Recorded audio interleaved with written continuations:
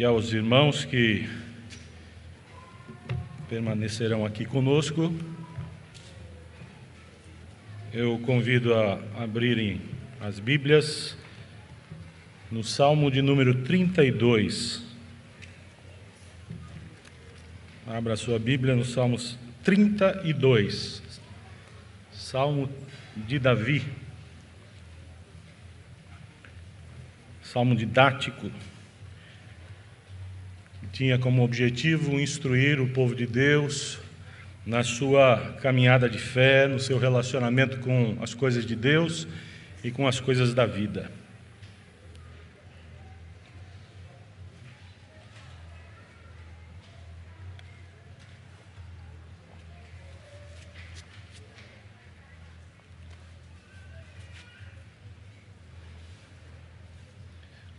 Salmo 32 diz assim: Bem-aventurado aquele cuja iniquidade é perdoada, cujo pecado é coberto.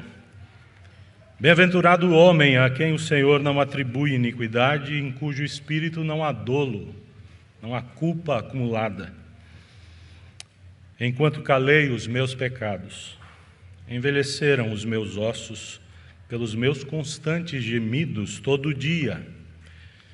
Porque a tua mão, Senhor, pesava dia e noite sobre mim, e o meu vigor, a minha energia de vida, se tornou em secura de verão, sequidão de estio.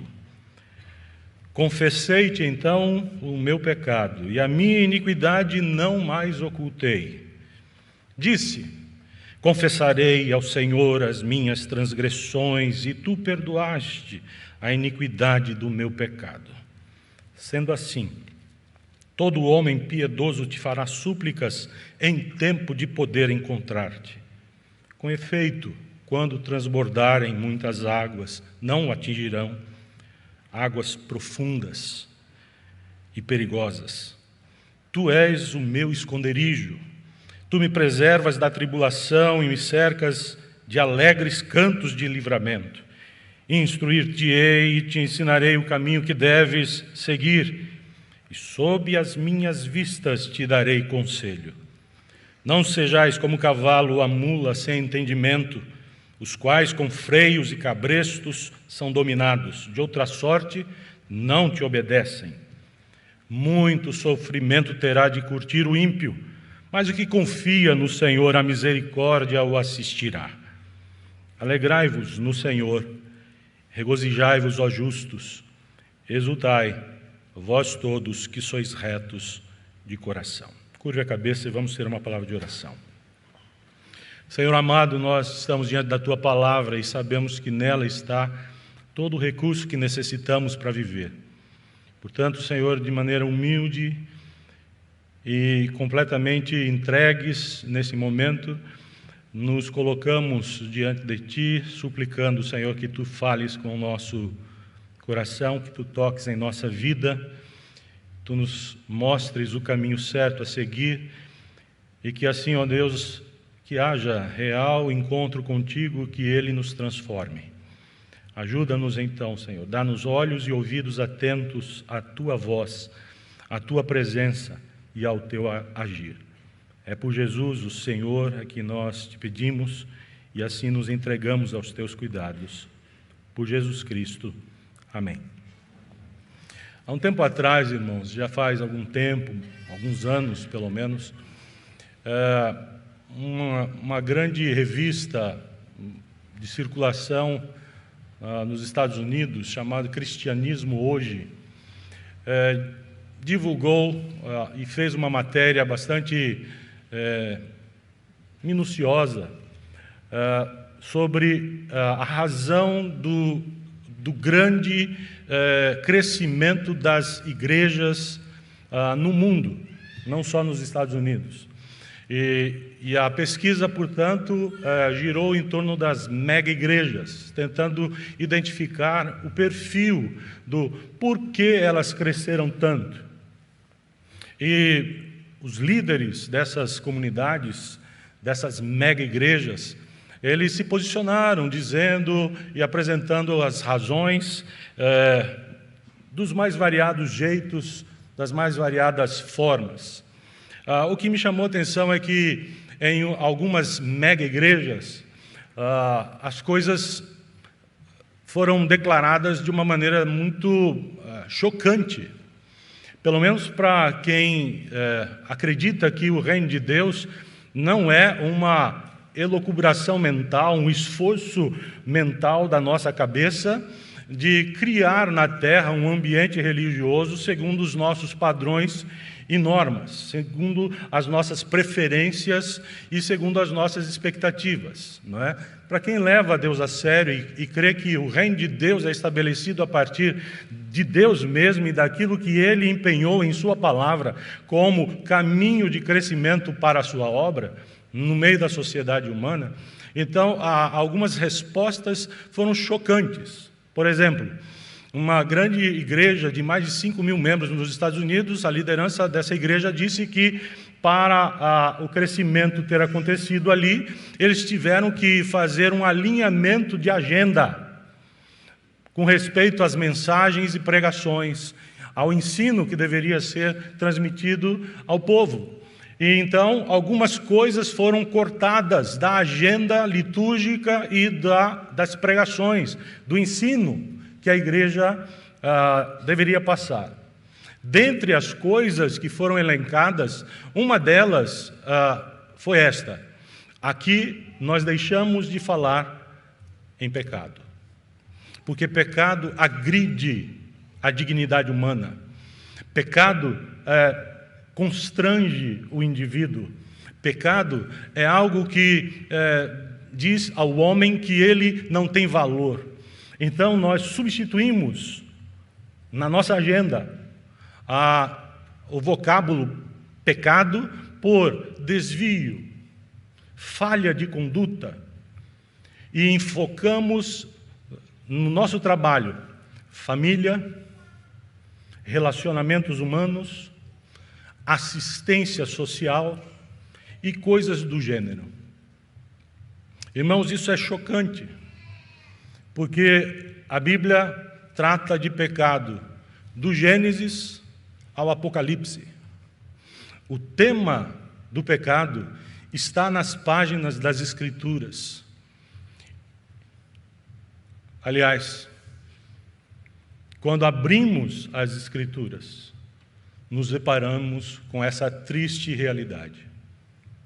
O pecado chegou e transformou a ordem de Deus, o cosmo de Deus, em desordem humana, maligna. O pecado chegou. O salmo que nós estamos considerando nesta manhã, Salmo de Davi, é um dos 7 salmos do Saltério. Há apenas 7 salmos no Saltério, de 150 salmos, que são chamados de salmos penitenciais. Salmos que falam do pecado diretamente. São os salmos 6, 32, 38, 51, 102, 130 e 143. Esses são os 7 salmos penitenciais do nosso saltério. Os salmos 32 e o salmo 51, salmos de Davi, a maioria são os salmos de Davi, apenas 2 nós não temos autoria designada. O salmo 32 e o 51, os intérpretes da Bíblia, os estudiosos da Bíblia, da Palavra de Deus, concluem que eles deveriam estar bem próximos um do outro, porque falam do mesmo episódio, tratam da vida de Davi naquele terrível acontecimento, aquela trágica experiência do seu adultério com Batseba, do seu assassinato do marido dela, de tudo quanto foi implicado naquele ato desvairado da cabeça e do coração de Davi. A Bíblia diz, lá em 2 Samuel, capítulo 12 em especial, capítulo 11 e 12 tratam desse pecado de Davi, mas de maneira bastante específica, no capítulo 12 de 2 Samuel, é dito que Davi ele pecou porque ele se afastou da lei de Deus. Ele virou as costas à palavra de Deus, que deveria ser normativa para a sua conduta. E assim ele deu espaço para que a maldade chegasse e fincasse suas raízes dentro do seu coração e na sua mente, construindo algo que o levaria ao desvario que ele de fato cometeu. A loucura, a bestialidade. O homem, segundo o coração de Deus, deixou-se levar pelo coração humano caído e abandonou temporariamente o recurso que podia lhe dar estabilidade, a lei do Senhor, a palavra do Senhor. E então cometeu torpeza. Salmo 32 e Salmo 51, salmos de Davi, episódio, adultério, fracasso, queda, tropeço. E eu queria que nós olhássemos para esse salmo, não para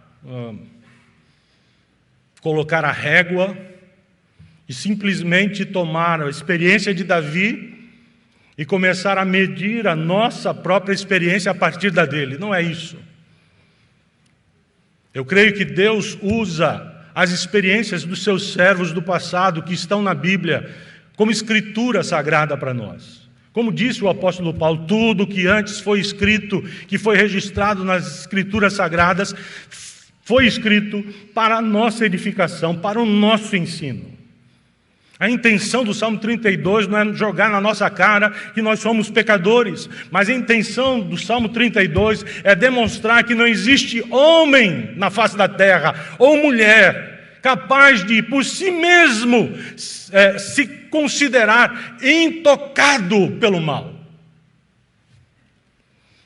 Salmo 32 está aqui como uma grande lembrança para mim e para você. Não de um pecado à semelhança de Davi, mas de pecado. Porque quando vamos à palavra de Deus, como eu disse há pouco, Davi pecou porque ele abandonou, ele virou as costas à lei de Deus, à palavra de Deus. João, o apóstolo, quando escreveu na sua primeira carta algo a respeito do pecado, ele disse: pecado é a transgressão da lei. Pecado é a transgressão da lei. Aquele que peca transgride a lei, disse o apóstolo João.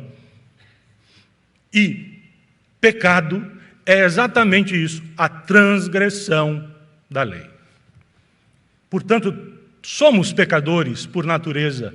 E por isso pecamos. E quando pecamos, devemos identificar que estamos transgredindo a lei de Deus. Há 3 palavras no Antigo Testamento que são palavras-chave para identificar pecado. Pecado mesmo, a palavra pecado, no Antigo Testamento, não tem como você achar uma desculpa ou encontrar um artifício qualquer gramatical para dar uma conotação diferente. É pecado mesmo.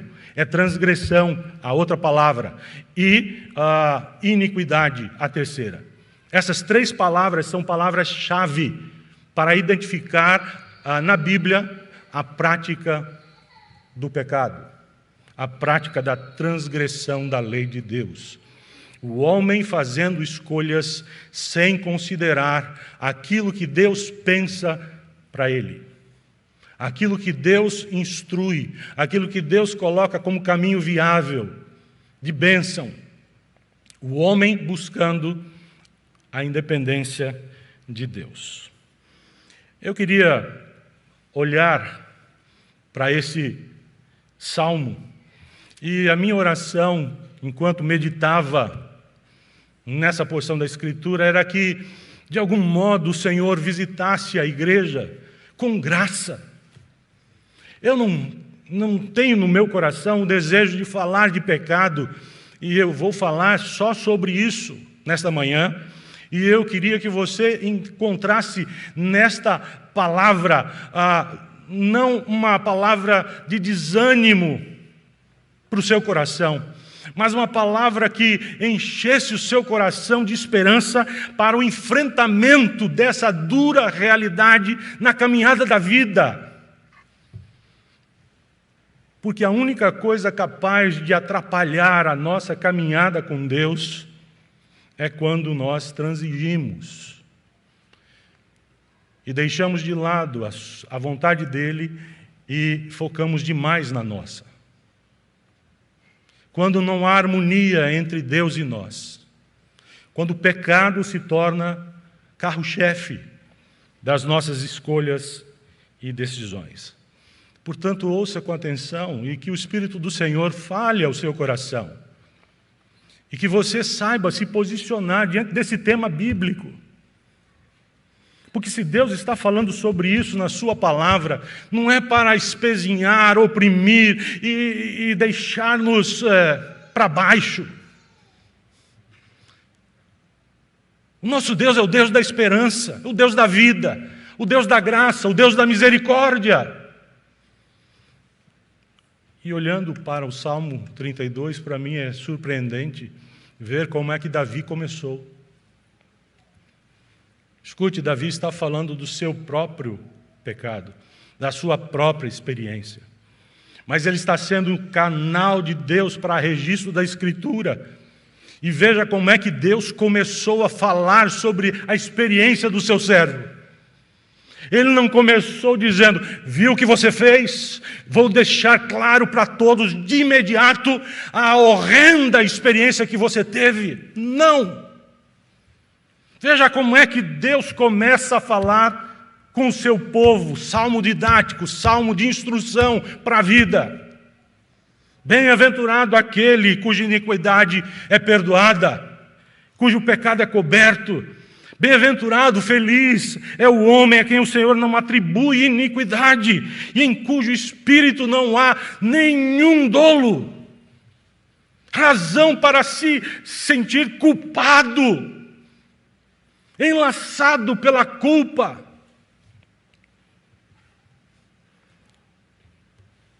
Em primeiro lugar, eu queria que você compreendesse que este salmo começa mostrando e afirmando o grande benefício espiritual de nós enfrentarmos a realidade de pecado em nossa vida. Deus começa dizendo, há um grande benefício para você, meu povo. Irmãos, nós somos pecadores, ninguém precisa dizer isso ao nosso ouvido, nós sabemos que o somos. Mas Deus, quando olha para nós, pecadores, Ele diz que há um grande benefício em sermos assistidos por sua graça, por seu amor, por sua misericórdia, por sua bondade, por sua fidelidade, em não nos tratar como ímpios, mas como seus filhos, amados para sempre, perdoados para sempre. Não foi por acaso que o apóstolo Paulo, escrevendo aos Romanos, no capítulo 4, falando da justificação pela fé, toma esses 2 versículos do Salmo 32 e coloca lá na sua carta à igreja, dizendo, não é pelas obras de nossa própria justiça que temos relação com a eternidade e com Deus eterno, mas unicamente pela fé salvadora, temos acesso ao Pai. Não foi por acaso que Davi disse, que a Escritura afirma. E aí Paulo cita, bem-aventurado o homem. Meu irmão querido, o Salmo começa afirmando ao nosso coração o grande benefício espiritual de nós enfrentarmos a realidade do pecado em nossa vida. De cara, a palavra de Deus para mim e para você é, não empurre isso para baixo do tapete. Não deixe isso de lado. Não faça pouco caso disso. Pecado é a única coisa capaz de fazer separação entre nós e o nosso Deus. É a única coisa capaz de estragar a nossa vida cristã. Pecado é a única coisa que pode deixar nódoas nos nossos relacionamentos com as coisas eternas e com as coisas temporais. Pecado estraga. há grande benefício em tratar, em enfrentar pecado na vida diária. Assim começa. Esses 2 versículos poderiam estar lá no final, perfeitamente. Eles fazem parte da conclusão. Eles poderiam estar no final do Salmo 32. Bem-aventurado o homem.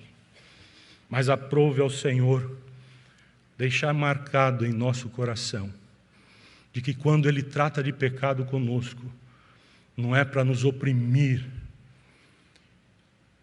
e nos denegrir, pura e simplesmente, porque não existe no seu coração tal intenção. Ele não é como nós. Às vezes nós sentimos prazer no tropeço, na falha, no erro dos nossos irmãos. Sorrimos por dentro, gostamos.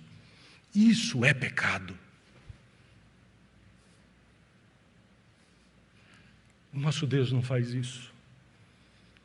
E Ele, quando quer falar sobre isso conosco, Ele diz: existe perdão, existe graça, existe restauração, existe refazimento, existe possibilidade para além dessa prática hedionda, existe céu para além desse seu inferno.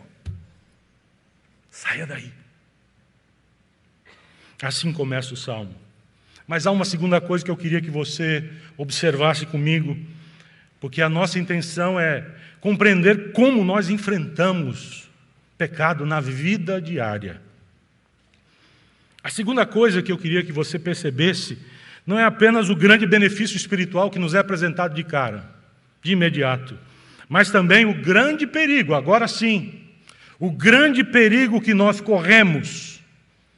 E isso está aí no início do versículo 3, é isso mesmo, no início do versículo 3, no começo dele. Enquanto calei os meus pecados. Há um grande perigo aí.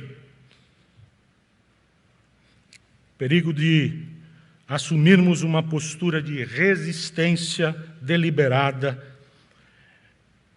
em não reconhecer a culpa do que nós fizemos. Compreende aí, irmãos?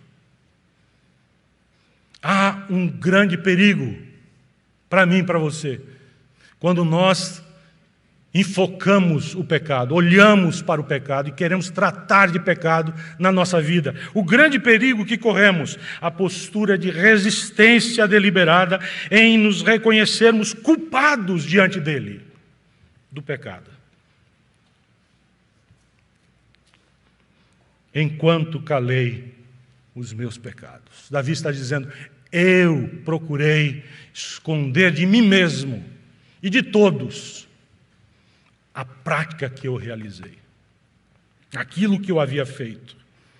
A nossa tendência, meus irmãos, a nossa tendência natural é a dissimulação, é a tentativa de autoconvencimento de que a coisa que nós praticamos, que nós realizamos, que nós fizemos, que nós experimentamos, não é tão grave assim. Não foi um prejuízo tão grande, não se alastrou tanto, não influenciou tanto assim. A nossa tendência é de dissimular, é de fazer pouco caso, é de tentar esconder, é de tentar nos convencer a nós mesmos de que a coisa não é grave, não é séria, não é importante, portanto. A nossa tendência é a tendência da racionalização. Todo mundo faz, todo mundo comete, todo mundo é pecador. Eu sou mais um no meio dessa multidão caída.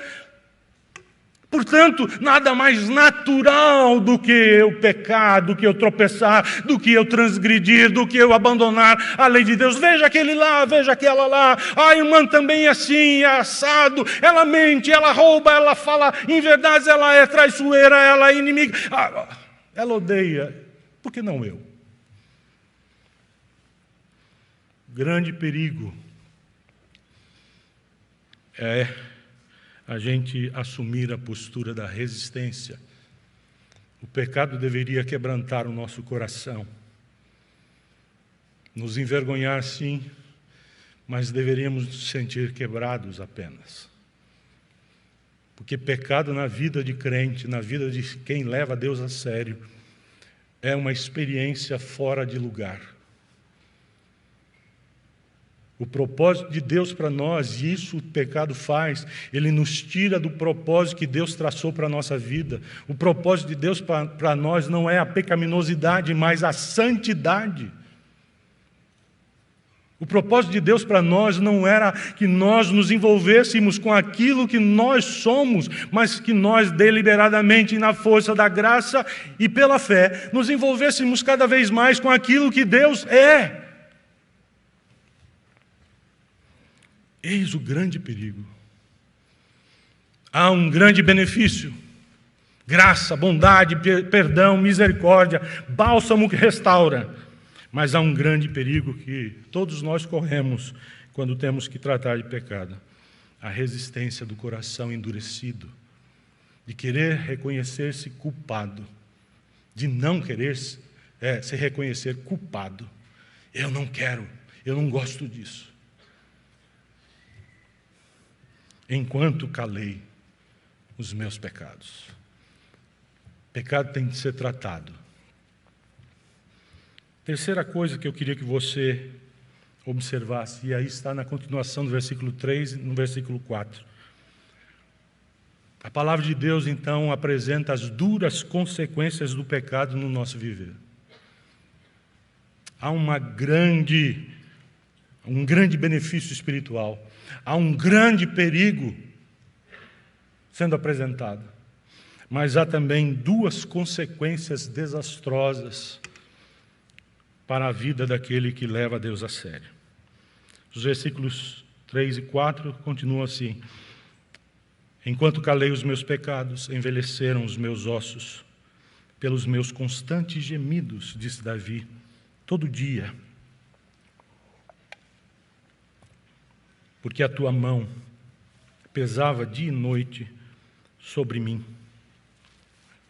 e o meu vigor se tornou em sequidão de estio. As duras consequências do pecado estão sendo retratadas nesses termos: abatimento espiritual, falta de disposição e ânimo para viver, a percepção de que a presença de Deus não é abençoadora sobre a existência, mas é como se a mão de Deus, em vez de pairar doce e suavemente, como sinal de bênção e amparo e suprimento, fosse sinônimo apenas de tormento e aflição, diariamente. Como se Deus estivesse apertando de cima para baixo o seu servo, dizendo: o que é isso?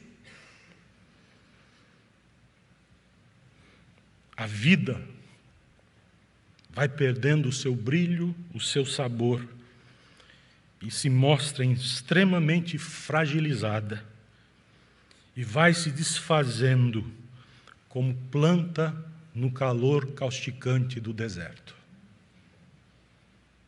sem água, enquanto calei os meus pecados. Eu sofri, as consequências foram terríveis. Irmãos, se o Salmo terminasse aí, já seria o bastante para mim e para você não brincarmos com esse tema. Irmãos, não existe a possibilidade de uma vida cristã digna do nome de Cristo se nós convivemos harmoniosa e delicadamente com este mal. A palavra de Deus, em Tiago, diz: de uma mesma fonte seria possível brotar água doce e salgada, salobra. A resposta óbvia é: impossível.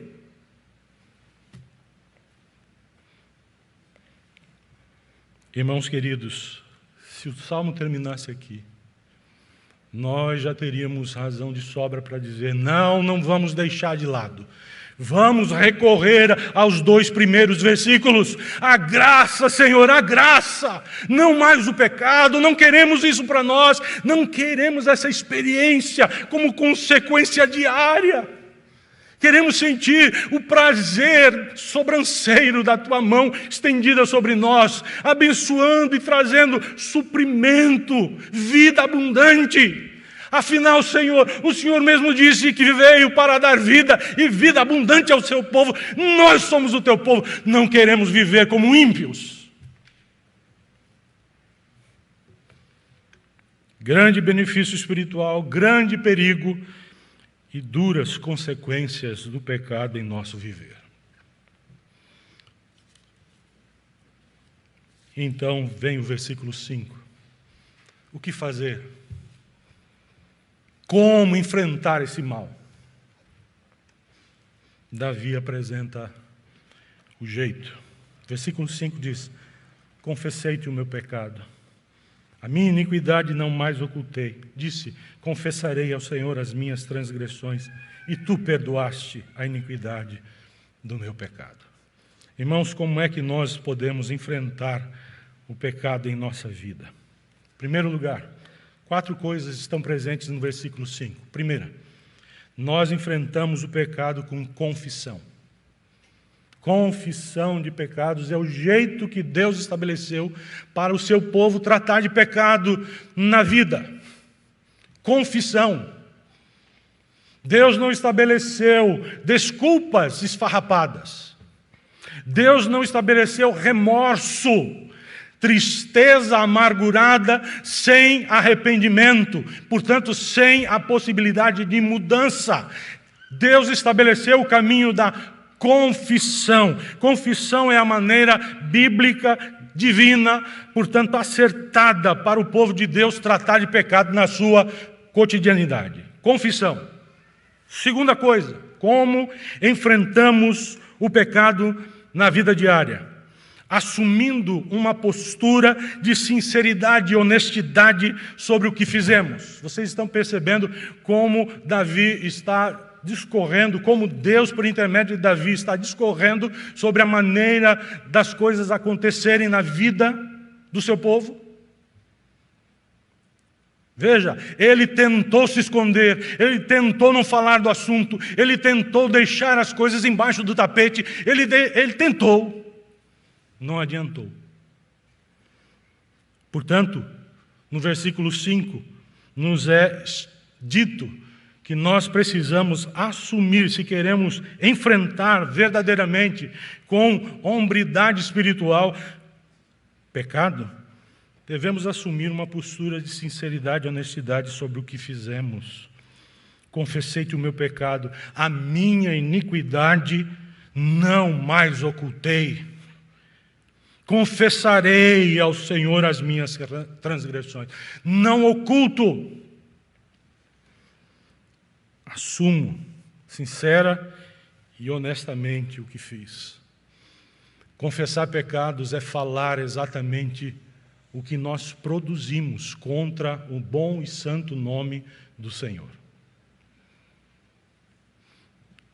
Eu temo quando encontro no meu coração muitas vezes palavras soltas, palavras desconexas, palavras que não reproduzem exatamente realidades que eu já experimentei.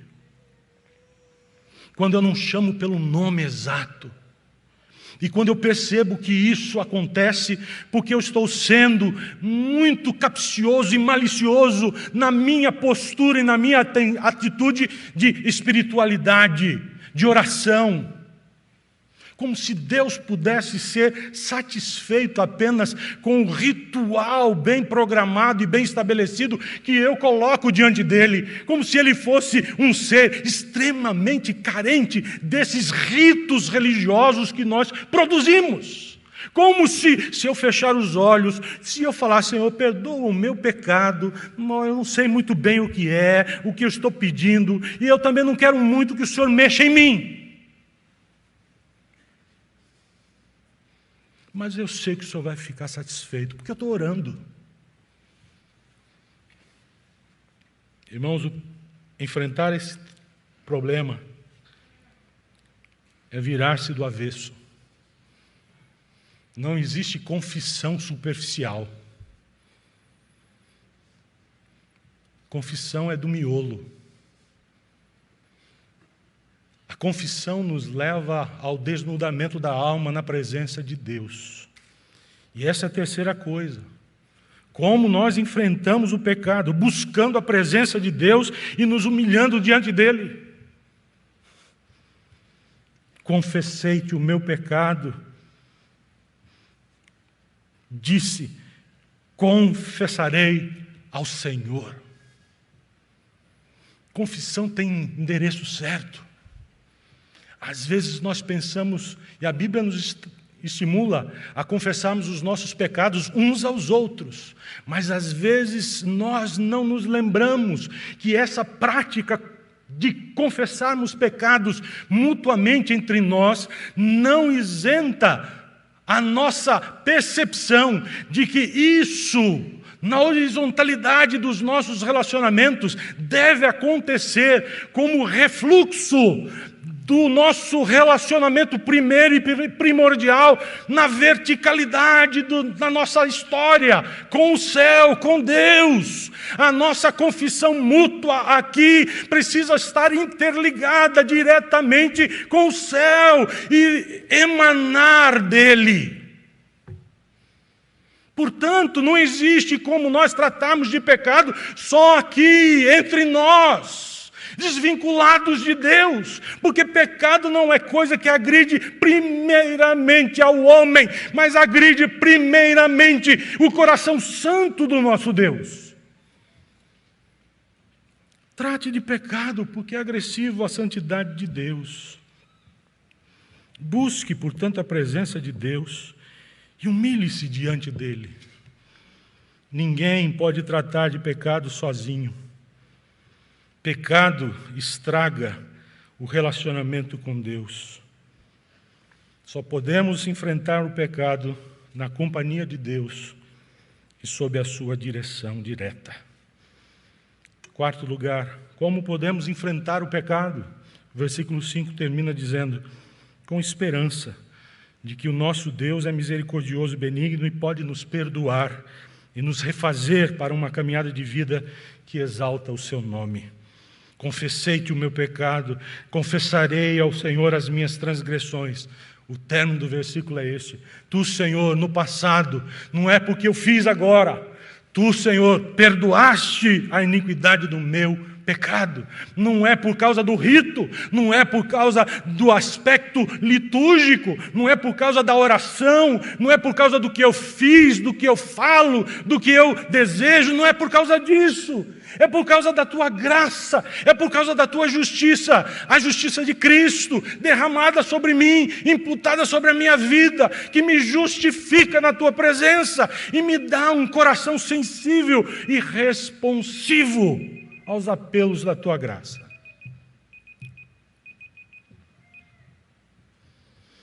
Algumas lições, algumas aplicações para a nossa vida. Como podemos enfrentar o pecado? O restante do Salmo apresenta apenas lições para nós.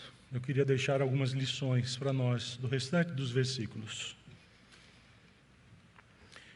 Primeira coisa que eu queria que você compreendesse, como lição para a vida, é que nós devemos buscar o Senhor quando nós estivermos desalentados e aflitos, quando nós estivermos prostrados indevidamente por causa de pecado, por causa de iniquidade.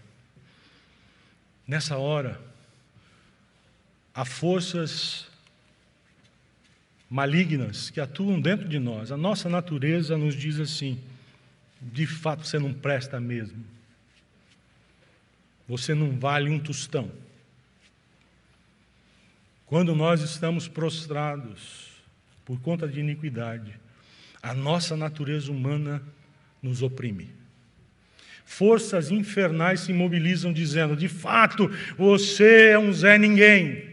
Você não merece mesmo nada da parte de Deus. Eu queria que você aprendesse essa lição. Nessa hora, à luz da Escritura, nós somos estimulados a não com força e vigor, porque nós não estaremos tão fortes assim, mas nós devemos, pela fé, dar um grito de socorro ao céu e buscar a face de Deus, tentar ao máximo nos voltar para o Senhor, porque Ele ainda pode ser encontrado, e se Ele nos ouvir, Ele sim nos dará a proteção diante de todo o mal. Veja os versículos 6 e 7. Sendo assim, todo homem piedoso te fará súplicas em tempo de poder encontrar-te. Com efeito, quando transbordarem muitas águas, não o atingirão. Tu és o meu esconderijo, tu me preservas da tribulação e me cercas de alegres cantos de livramento. O apelo do Salmo é: não fique longe de Deus, volte-se para Ele, procure-o, apenas Ele pode livrá-lo. Pecado não é matéria de convencimento psicológico e emocional. Pecado não se trata em gabinete humano, em clínica humana. Pecado se trata no altar da graça. Pecado é com Deus. Isaías, no capítulo 55, versículos 6 e 7, diz: buscai o Senhor enquanto se pode achar, invocai-o enquanto está perto, deixe o perverso o seu caminho, o iníquo os seus pensamentos, converta-se ao Senhor, que se compadecerá dele, e volte-se para o nosso Deus, porque é rico em perdoar. Ei, você está passando por um vale terrível de morte, e por conta de pecado. Por favor, não ouça as vozes que ecoam por aí dizendo que você é um imprestável. É hora de você encontrar bálsamo que refaz, ânimo novo, vida transformada, glória de Deus na sua história. Busque ao Senhor, volte-se para Ele, procure-o pela fé. A fé não enxerga primeiro, a fé convence o coração de que é verdade, apenas. E diz: confie, o teu Deus agirá. Busque o seu Deus, volte-se para Ele. Segunda lição: quando você estiver sob o fogo da tentação e não souber o que fazer, busque a instrução da palavra de Deus e submeta-se em obediência à sua orientação. Os versículos 8 e 9, Deus falando ao coração do seu povo: instruir-te-ei e te ensinarei o caminho que deves seguir, e sob as minhas vistas te darei conselho. Não sejas como um cavalo à mula, sem entendimento, os quais com freios e cabrestos são dominados. De outra sorte não te obedecem. Irmãos, uma lição preciosa para nós é: nós que estamos enfrentando o pecado na vida diária, quando estivermos sob o fogo violento da tentação, devemos nos voltar à palavra do Senhor. A instrução dele já foi dada a nós. Não espere uma luz brilhar. Não espere as coisas das circunstâncias se mostrarem de um jeito ou de outro.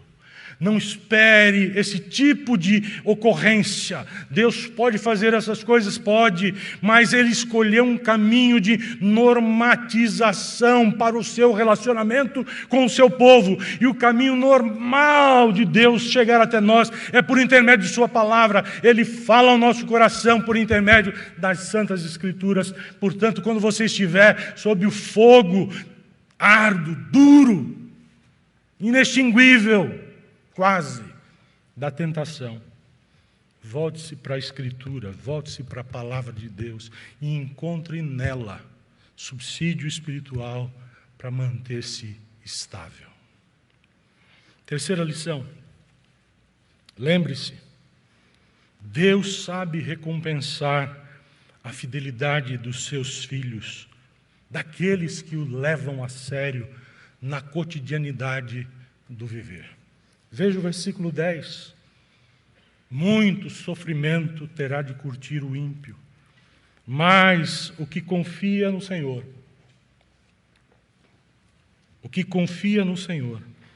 a misericórdia o assistirá. Meus irmãos queridos, Deus sabe recompensar a fidelidade daqueles que o levam a sério. Gente que não está brincando de religião, gente que está na vida e não brinca com a vida, sabe que a vida tem peso de glória, tem peso de eternidade. Gente que não quer gastar o seu tempo com coisas menores, com amores menores, mas está focado no grande amor que transcende a experiência de vida nessa terra, que está no céu, guardado para nós, como herança bendita para sempre. Deus sabe recompensar aqueles que o levam a sério. Deus não trata o pecado na vida do ímpio de qualquer maneira. Ele diz: muito sofrimento terá de curtir o ímpio, mas o que confia em mim, a misericórdia o assistirá. Misericórdia. A capacidade de Deus olhar para nós e nos contemplar em nossa miséria. Ele sabe da nossa estrutura, Ele sabe que há tentações que nós não podemos suportar, mas em determinados momentos, se elas estão ali diante de nós, Ele nunca nos deixará sozinhos, mas abrirá portas onde não existem portas, e Ele trará misericordiosamente livramento, fuga. Em vez de queda, prostração, envergonharmos o nome dEle, Deus honra o seu nome em nossa vida. Eu não sei exatamente o que você está passando e como você está vivendo os seus dias, mas eu queria deixar apenas duas lembranças para o seu coração nesta hora. Primeira, se você está enfrentando alguma situação de pecado, lembre-se, pecado não tratado, não enfrentado aos pés da cruz, adoece, abate e rouba a verdadeira alegria de viver. E nos leva para abismos profundos e para bem longe dos propósitos de Deus. Por favor, trate disso. Não ignore essa situação, nem menospreze o que você está passando. Lembre-se do Salmo 32. Recorra a Ele nesta hora. Mas, por favor, não feche o seu coração. Não faça pouco caso. Não ignore. Segunda coisa.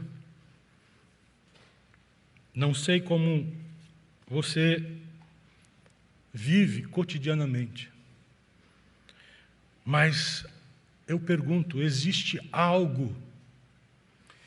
alguma coisa em seu viver que está atrapalhando, que é uma nódoa, que é uma mancha terrível, feia? Existe, porventura, alguma coisa que esteja atrapalhando o seu relacionamento com Deus e com as coisas do seu reino? Existe alguma coisa que exija de você uma decisão firme de mudança e renovação? Você está passando por alguma situação de pecado que traga a reboque esse tipo de postura decisiva, firme? A minha pergunta final é: o que você pode e o que você deseja fazer diante disso? há um grande benefício. Como eu disse, os 2 primeiros versículos poderiam estar no final. Há um grande benefício.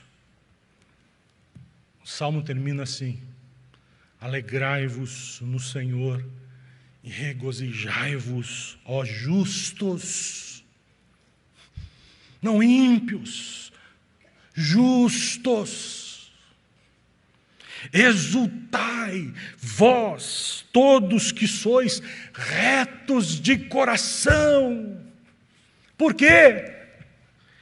Porque vocês são bem-aventurados, vocês são indivíduos que tiveram toda a iniquidade perdoada, vocês tiveram todo o pecado coberto, vocês são felizes de fato, porque são homens a quem o Senhor não atribui iniquidade e em cujo espírito não há uma culpa opressiva. Vocês são livres em Jesus. Louvado seja o nome do Senhor. Que o Senhor fale conosco, aplique essa porção de sua palavra na prática do nosso viver. O que você vai fazer depois de ouvir o Salmo 32 é com você agora.